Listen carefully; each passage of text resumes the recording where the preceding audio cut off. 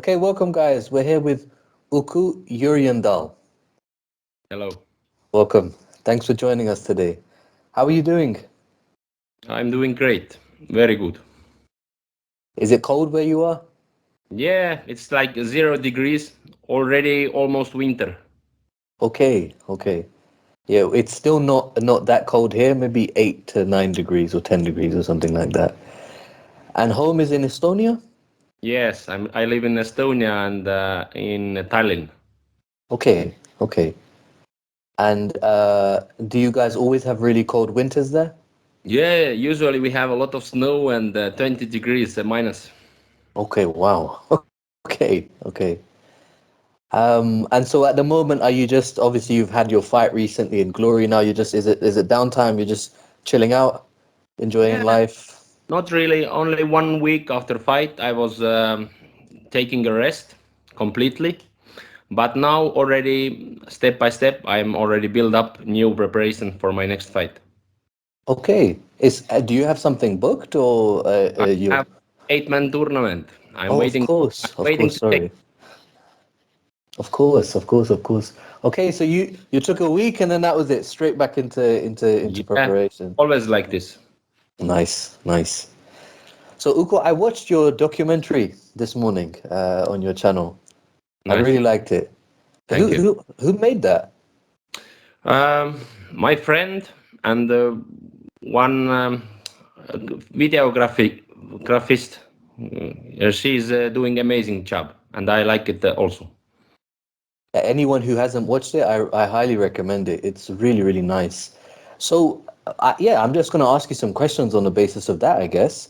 It seems to me that you've been in sports since you were like a young man, like since you were a young boy. Yeah. I started very young. I was track and field athletic. I was doing, and I did this like 9 years, and then I switched to kickboxing. Okay. And uh, let's start with track and field. Was that something like people in your area did, your friends did? Maybe you saw someone that you really wanted to be like, or was it just, how did you get into that? I just tried it in the school, and I was just better than others. Always, I had years when I was won everybody, and because of this, it gave me that much motivation that I wanted to turn to pro. Okay. Yeah, but when I went to teenager, then I was thinking that that's not for me, and then I switched to kickboxing. So okay, talk to me about that because in the documentary you say that fighting and stuff wasn't necessarily encouraged. So did you see people kickboxing? Did you see people fighting, or how did that? How did you get exposure to it? I liked fighting a lot because I had a lot of street fights when I was young. A Okay. lot, a lot, and I just wanted to be game fighter, but my parents, when I was younger, then it wasn't allowed Mm. to do any fight sport or to fight. But I was fighting anyway every day. Okay, fair enough. And were you always like happy with your hands? Like that was your main go-to thing? Because in street fights, you fall on the ground as well, that kind of I thing. I actually I was very small guy, but my right hand was even then when I was weighing like 50 kilos maybe, but my right hand was even then was like brutality. Okay. Because at the moment, I can't imagine you being 50 kilograms. You're a big guy, man. Oh yeah, Yeah. I was very skinny guy. Really? Yeah. And so, okay, so am I right in understanding? Do you do weightlifting or did you ever do weightlifting or? First, yeah. When I was switching to kickboxing, then 1 year, first I was doing only weightlifting. I was eating all the Okay. protein. I was only weightlifting, and I just wanted to get big. And it came pretty fast, the weight. But after this, I was realizing that the big muscles doesn't help me that much. Everything have to be functional, and then I started to do weightlifting together with the kickboxing all together. Interesting combination. Okay, okay. And you already had, I guess, explosiveness because of the track and field. Yeah. I'm assuming. Yes. Okay, so you've been a track and field guy when you were younger. Then you started to go to kickboxing, and then if you don't mind touching on this, you also had a slightly a time where you really weren't sure what was going on, and you had some trouble with the law, if I'm not Yeah. mistaken. Yeah. I was in prison a little bit more than 2 years. Really? Okay, okay. And Yeah. before then, like, is that if you take yourself back to that time, could you have seen it coming, or was it just out of the blue? Like, could you have seen that your life was gonna go in that way, or not really? At this moment, I was only looking for money, big money, and immediately. And I was thinking only about this. And I did everything to get to the prison. It wasn't that easy. I did everything, and it was my fault, of course. And yeah, I was happy that I got caught very very very very fast. Yeah, I remember you saying that in the documentary, and yeah, that was very fascinating. So, what did that experience teach you? I mean, obviously, you said that it was a big life lesson for you. Were you already thinking about boxing when you were inside? How did you spend that time to come out with such a disciplined mindset like you have now? Before prison, I had like I did everything together, like a lot of different businesses. I did everything together. My day was crazy, like only coffee and only just hustle, hustle, hustle, hustle, hustle. But when I went to prison, then I realized that when I come out, I promised. I gave myself promise. When I came out, then I focus only for becoming a champion. Only every hour, every minute, not like only some my majority of the time, but like all my time. I promised myself, and I'm keeping my promise very well. No, evidently. I mean, your highlight reel speaks for itself at the moment, right? I mean, the fights that you've been in and everything. And you started off boxing, right? It wasn't immediately kickboxing, if I'm not wrong. Was it Yeah, first boxing? first training was boxing, yeah, but it was just I was just little bit, couple days a week, nothing serious in the beginning. Mm, mm. And so, where is the first gym that you trained at? So, were you in Estonia this whole time when you came out and you started to take it really seriously? Did you find a gym locally or have to Yeah, travel? I just went to the one gym, very big gym in Estonia. It's a Garant Club. I went there. There was a lot of professionals at this time, even heavyweights. And I said that now, after 3 years, I have everything. I have sponsors. I am champion. I won everybody. I had this kind of mentality, but I overworked. I did like three trainings a day, too much. When something starting to hurt, I was just going even more power, more power. And after this, of course, your body cannot resist this kind of trainings, and I got hurt a lot. I injured myself. I have now 9 surgeries at this moment. Really? Because I never thought that it's too much. It's too much. I always was thinking the mentality that you can do more, you can do more, you can do more. But now I'm more experienced, and I listen my body a lot more. Yeah, you had a problem with your knee, right? And so is that gone now? Yeah, I had like meniscus surgery, Yeah. and something went wrong with this surgery, and I needed after 1 year when I tried to recovering. After 1 year, nothing was better. It was even worse. Then I did another surgery and another year, and after this, finally, I was being able to train again, and it was very very hard time. I think I don't even know what was harder, the prison or to be away from sport because of injury. This both 2 years in prison and 2 years with knee. They was my hardest time in my life. Well, prison, I guess, yeah. I mean, in both of those cases, what were you doing? Were you like reading or, because I've seen in the documentary, you obviously do a lot of visualization as well. So it seems like you are in touch with your thoughts a lot. So how did you get through those times? I always find something to improve myself. Even when I cannot lift anything or even if I cannot punch, I can watch fights. I have been watching all fights, whatever, boxing, kickboxing, MMA, everything, and analyzing and trying to grow my mind, because this is, I think this is very big part of fighting, that your mind is like bulletproof. Yeah, I saw you said that, you know, a lot of the times the fight is won before you even step into the ring, like you said in your documentary. Well, so who do you like to, what kind of sports and which kind of fighters does Uku like to watch? My favorite fighter is Alex Pereira. Oh, yeah. That's He so was in, nice. he was in glory.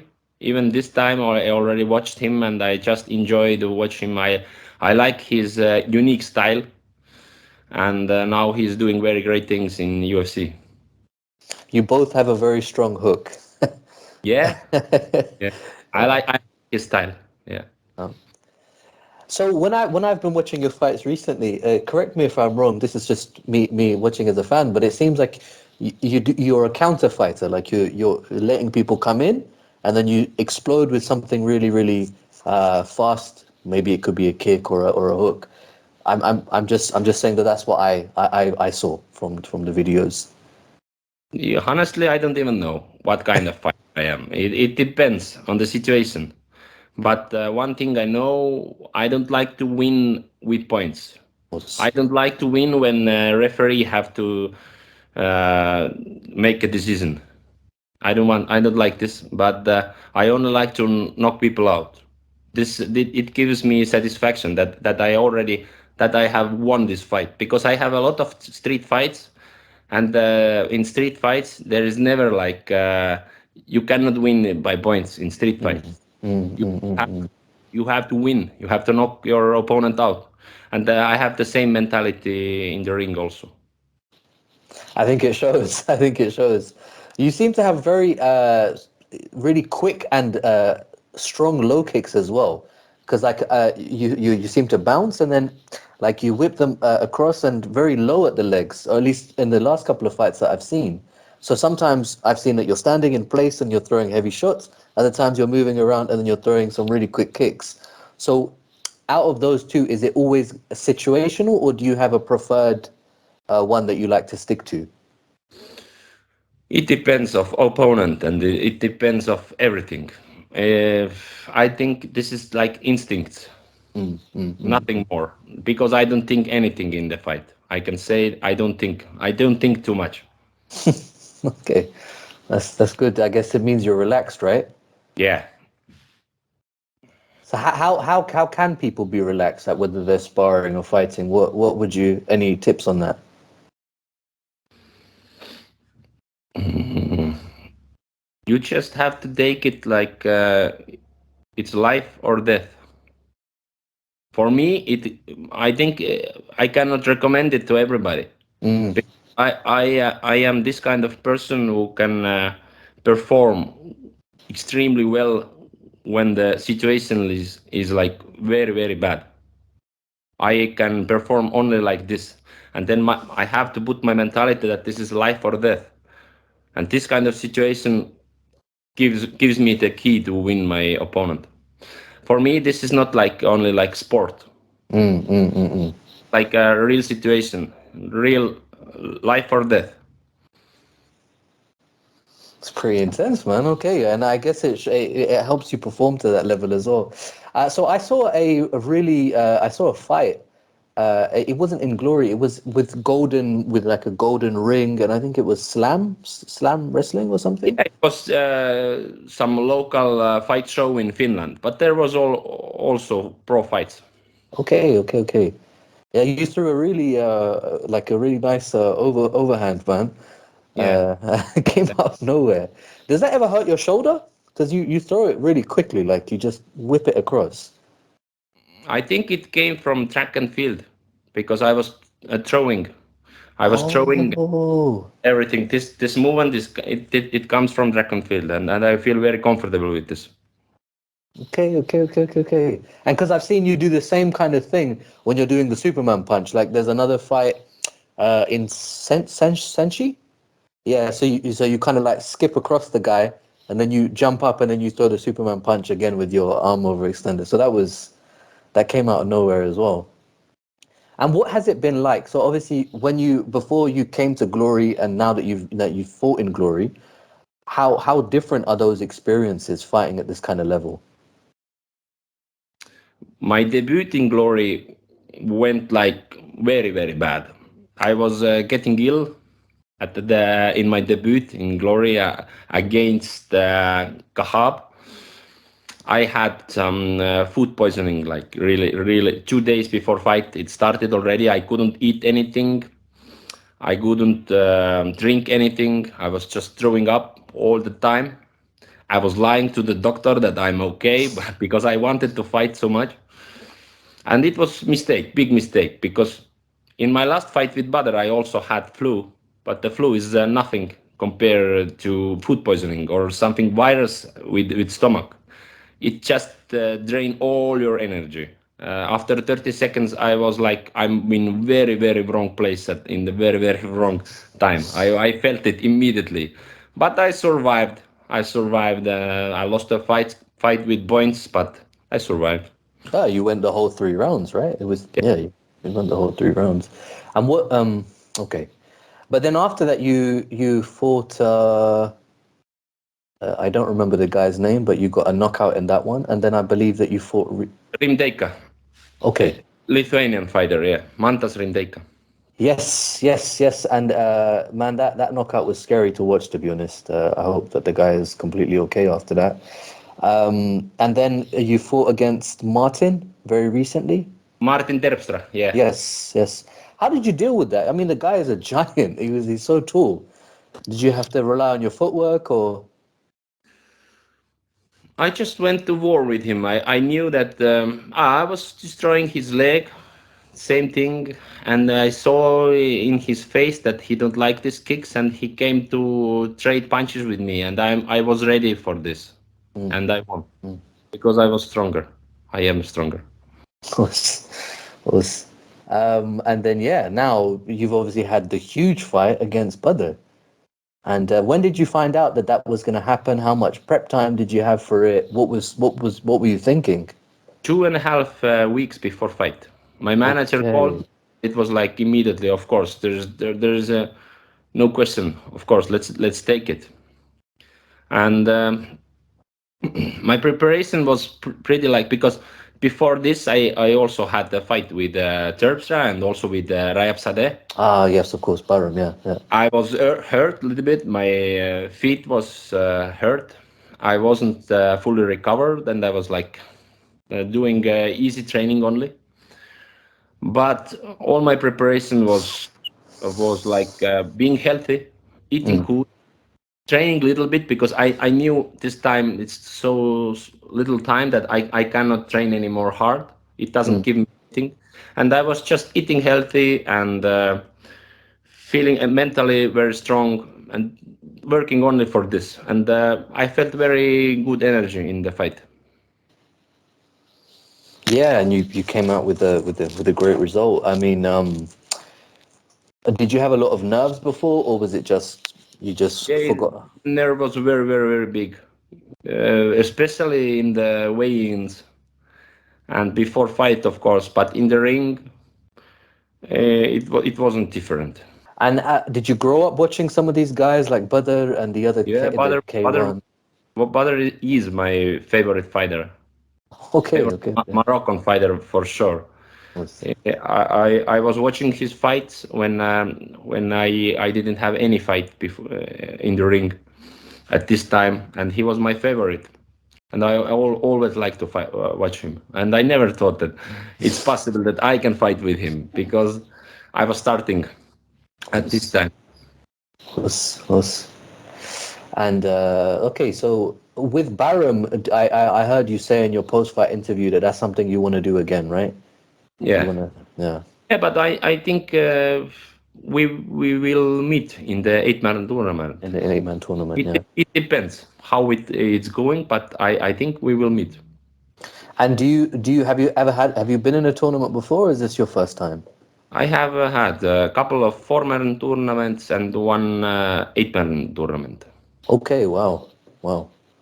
And yeah, I mean, do you have to be measured in that? Like, obviously, because you know that you're going to fight multiple times in a night, do you have to take it easy with your gas tank? Oh, my bad.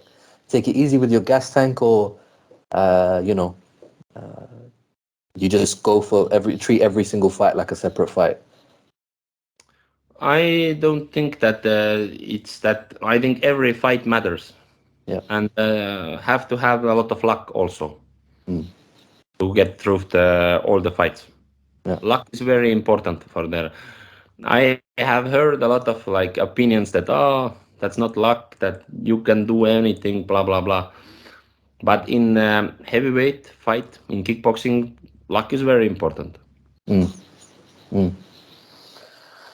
Okay, so yeah, some people have more luck than others, I guess, in these kind of things.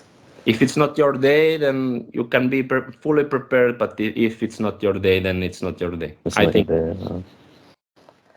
And of course,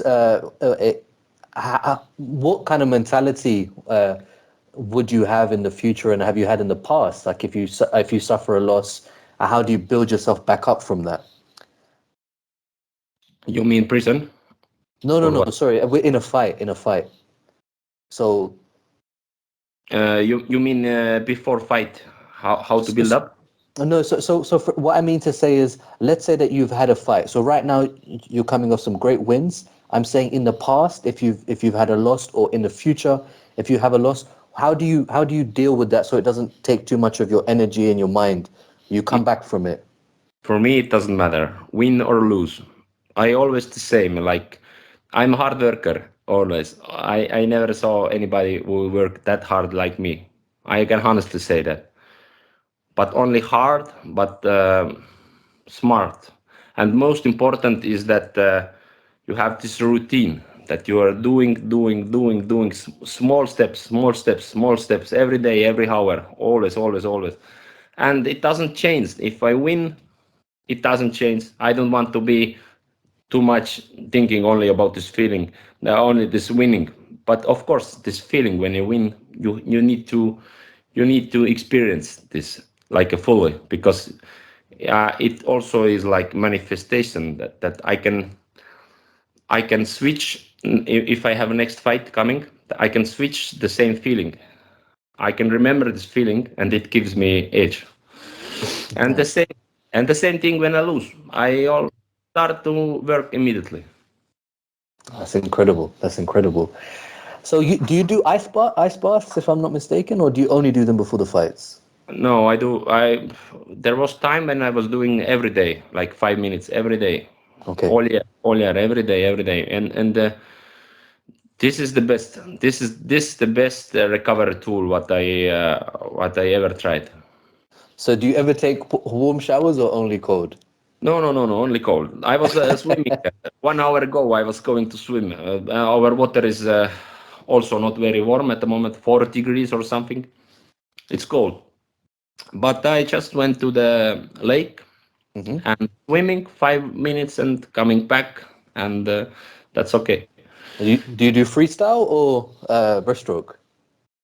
Freestyle, but I don't want to put my head to the water too much. Yeah, yeah, I understand. I'm trying to build up to do cold showers, but like there's always this temptation. When you get cold, you want to put the warm water on again. So I'm interested that you say that you don't ever take warm showers anymore. That's No, cool. never, never, never.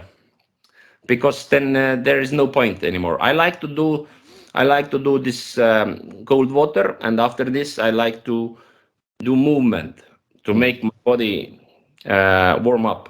Not like yeah. just sitting on the warm shower or in the warm car, but I like to do movement that my body starts to produce heat.